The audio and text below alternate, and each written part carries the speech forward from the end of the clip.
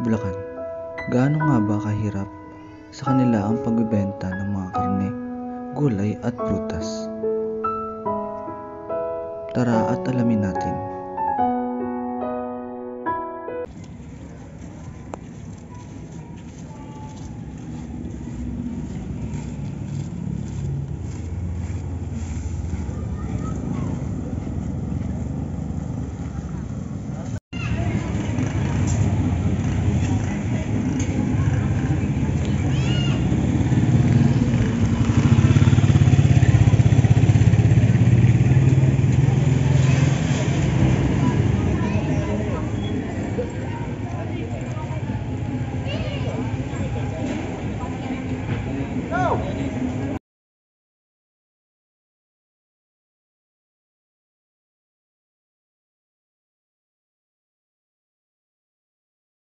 Kailan po kayo nag-start na magtinda po rito sa Kalumpit? Matagal na, since 2013. 2013 po.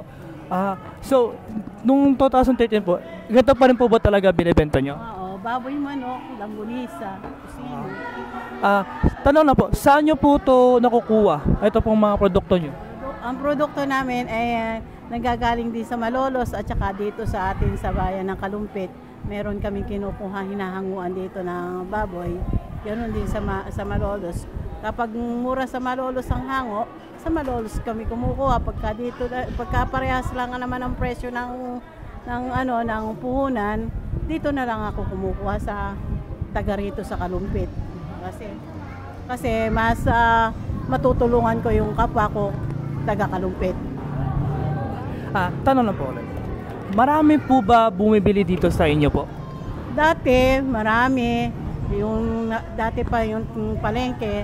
Pero sa ngayon napakahirap ngayon ang bentahan dahil napakamahal ng puhunan ng baboy.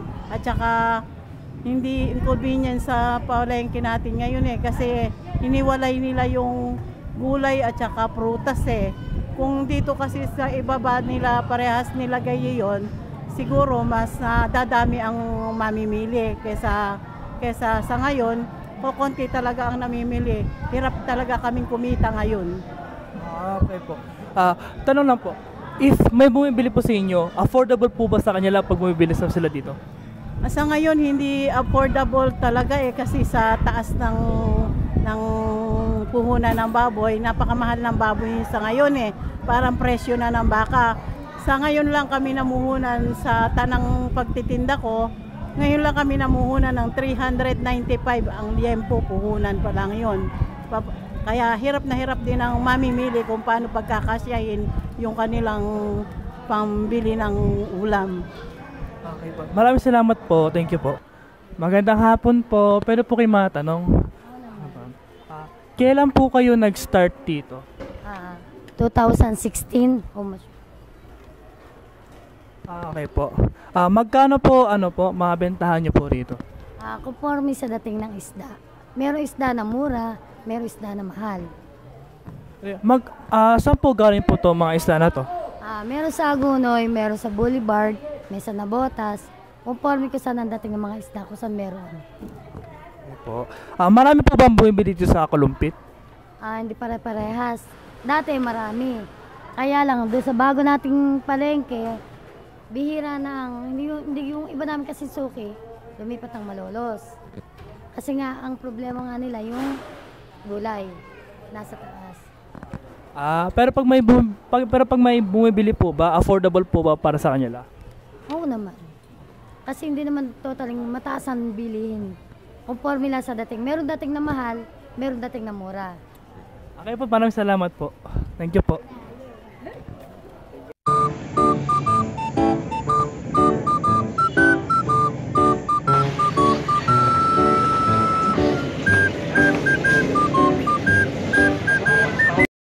Magandang hapon po. Pero po kayo may interview? Pwede po. Kailan po kayo nag-start na magbenta po rito sa Kalumpit? Nag-start po ako nagtinda siguro mga 10 years na po. 10 years na po.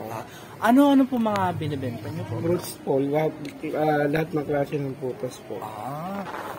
Magkano niyo po binibenta mga prutas niyo po? Depende po dun sa hango namin. Siyempre po, medyo mura. Tapos, kumbaga, papatungan namin siya para may kita kami. Okay. Marami po ba bumibili po dito sa Kalumpit? Sa ngayon po, medyo matumal po. Kukunti lang po ngayon yung mga bumibili. Affordable po ba yung mga pag may bumili po, affordable po ba para sa kanila? Okay, afford naman po nilang yung presyo. Afford po. Maraming salamat po. Magandang hapon po. Magandang hapon naman. Pwede po kayo ma-interview? Pwede naman. Kailan po kayo nag-start dito? Nag-start kami noong September 10, no? Or, magkano po, ano po mga binibenta niyo po rito? Ito, niyog, kamoting kahoy, mga root wrap, and then papaya. Tsaka mga seasoning, kung may mga pakuan, meron din kung ano-ano pwede. Marami po bang bumibili po rito sa Kalumpit? Medyo tumumal mula nung nalipat kami rito.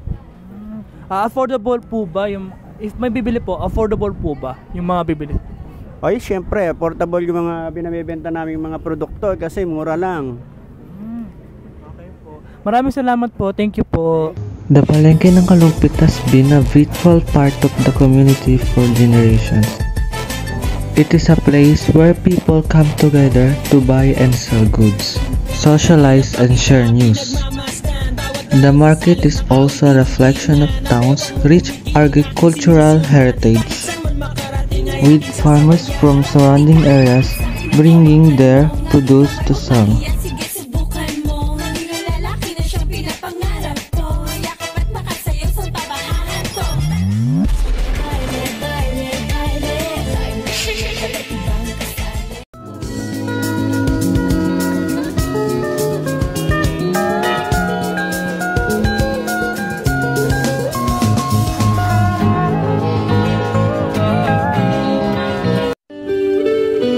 Napakasakit isipin ang mga pagsubok sa buhay.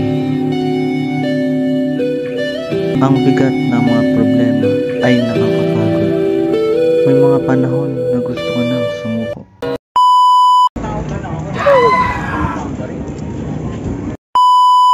Ka. Sabi mo may AJ pag pag hindi mo nalabas 'yon.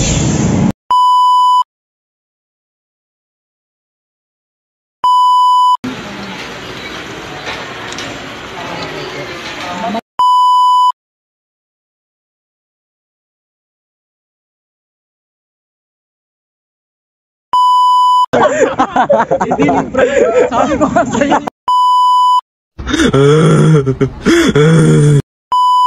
Galak mo.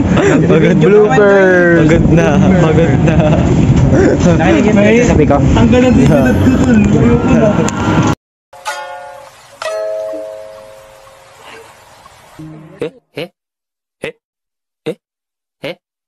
Eh?